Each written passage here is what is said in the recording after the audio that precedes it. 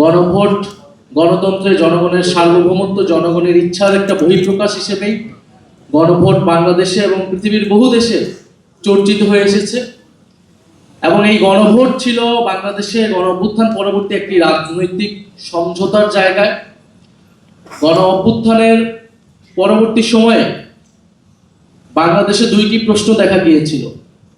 BNP তখন গণ অভ্যুত্থানের প্রায় 2-3 দিনের মধ্যেই সমাবেশ করে তারা জাতীয় নির্বাচনের দাবি জানিয়েছিল, এবং বৈষম্যবিরোধী ছাত্র আন্দোলনের পক্ষ থেকে যারা গণ অভ্যুত্থানে আমরা ছিলাম, আমরা বলেছিলাম জাতীয় নির্বাচন আমরা চাই, তবে এই গণ অভ্যুত্থান কেবল নির্বাচনের মাধ্যমে ক্ষমতার পরিবর্তনের হাত পরিবর্তনের জন্য এই গণ অভ্যুত্থান হয়নি।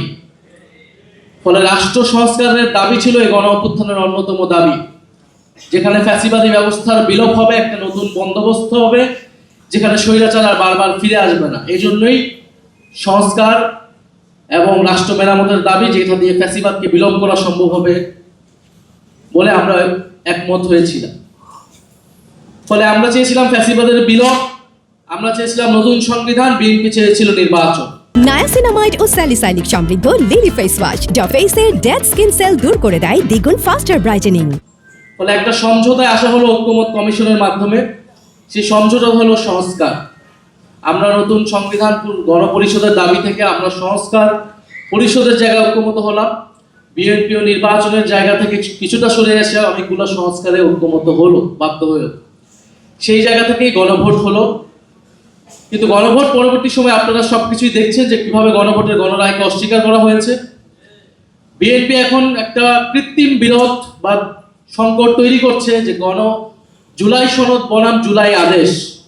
তারা বলছে জুলাই সনদ তারা অক্ষরে অক্ষরে পালন করবে, কিন্তু জুলাই আদেশটা অবৈধ, যে জুলাই আদেশের ভিত্তিতে গণভোট তৈরি হয়েছিল, গণভোট অনুষ্ঠিত হয়েছিল।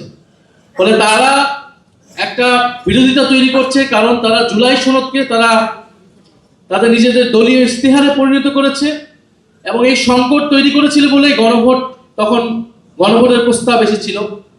এবং গণভোটের মাধ্যমে এটাও বলা হয়েছিল যে সংবিধান সংস্কার পরিষদ করা হবে, কারণ এই যে মৌলিক সংস্কারগুলা, এগুলো সংবিধান সংশোধনের মাধ্যমে সম্ভব নয়।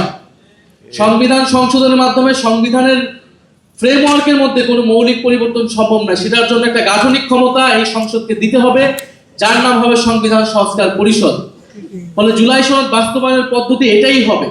কিন্তু আমরা দেখেছি সংসদে তারা নতুন করে একটা মুলতবি প্রস্তাব এনেছিল, যেখানে তারা বলার চেষ্টা করছে জুলাই সনদ কোন পথে বাস্তবায়ন করা সম্ভব, জুলাই সনদ কোন পথে বাস্তবায়ন সম্ভব, সেই আলোচনা ঐক্যমত কমিশনেই হয়েছিল। ফলে প্রধানমন্ত্রী এবং তাদের প্রতিনিধি হিসেবে ঐক্যমত কমিশনে সেই সময় যারা ছিলেন, বর্তমান স্বরাষ্ট্রমন্ত্রী, তারা সকলেই কথার বরখেলাপ করেছেন।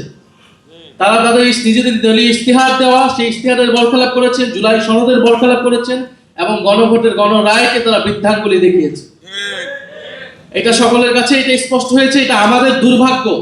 আজকের এই সেমিনারটা আমাদের এই বিষয়ে করার দরকার ছিল না, করা উচিত ছিল না। আমাদের সেমিনার এখন করা উচিত ছিল আন্তর্জাতিক যুদ্ধ পরিস্থিতি কিভাবে আমরা সামাল দিব, দেশের জাতীয় স্বার্থ আমরা কিভাবে ঐক্যবদ্ধভাবে সুরক্ষা করব, দেশের তেল সংকট, দেশের হাম দুর্যোগ আমরা কিভাবে সরকার বিরোধী দল একসাথে আমরা সহযোগিতাপূর্ণভাবে মোকাবেলা করব।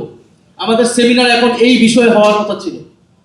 বিরোধী দলের নেতা প্রথম থেকে বলে এসেছেন আমরা দায়িত্বশীল বিরোধী দল হতে চাই, আমরা সরকারকে এই ধরনের জনস্বার্থ ইস্যুতে সর্বাত্মকভাবে সহযোগিতা করব। কারণ 16 বছরের ধ্বংসযজ্ঞের পরে, এই অন্তর্বর্তী সরকারের পরে এই নতুন সরকার খুব সহজেই দেশের এই ধরনের সংকট সামাল দিতে পারবে না। এটা খুবই কমন সেন্স, এটা আমরা সকলেই জানি। গতকাল 10 জন শিশু মারা গিয়েছে হাম দুর্যোগের কারণে। সারা দেশে হাহাকার, আইসিইউ পাচ্ছে না সাধারণ মানুষ, এবং তেল সংকটের কথা আপনারা সকলেই জানেন।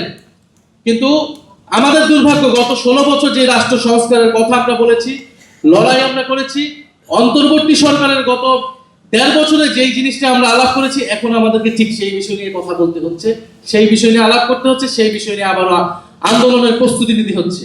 এবং জাতিকে এই দুর্যোগে টেনে এনেছে বিএনপি, ফলে বিএনপিকে এর দায়ভার এবং এর পরিণতি ভোগ করতে হবে, এবং এর পরিণতি খুব সহজ হবে না। ফলে এখানে আমি আর কথা বাড়াবো না। যারা আজকে এই সেমিনার আয়োজনে এসেছেন